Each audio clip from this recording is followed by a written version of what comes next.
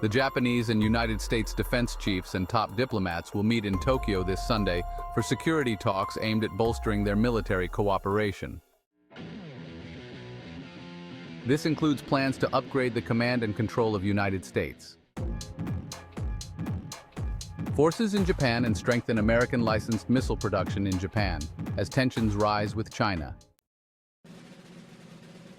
Secretary of State Antony Blinken and Defense Secretary Lloyd Austin will join their Japanese counterparts, Yoko Kamikawa and Minoru Kihara, at the Japan-US Security Consultative Committee, known as the 2+2 talks.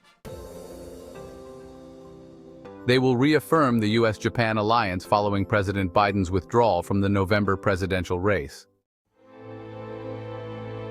For the first time, the ministers will hold separate talks to reaffirm the US commitment to extended deterrence, which includes nuclear weapons. This marks a shift from Japan's earlier reluctance to openly discuss this sensitive issue, amid growing nuclear threats from Russia and China. The ministers are expected to discuss plans to upgrade the command and control structures for US forces in Japan. Japan hosts over 50,000 US troops, but the US Forces Japan commander in Yokota has no commanding authority, with that coming from the Indo-Pacific Command in Hawaii.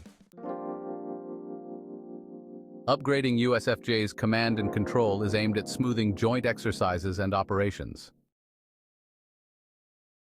Ahead of the 2+2 talks, Japanese Defense Minister Kihara met with his US and South Korean counterparts, signing a memorandum to institutionalize their regular high-level talks, joint exercises, and other defense cooperation, despite possible leadership changes. Japan has been accelerating its military buildup and joint operations with the US and South Korea, while also seeking to strengthen its domestic defense industry. This includes easing arms export restrictions and accommodating US requests for Japanese-made missile interceptors. The ministers are expected to discuss increased Japanese production of PAC-3 interceptors for export to the US, building on the country's growing arms industry cooperation.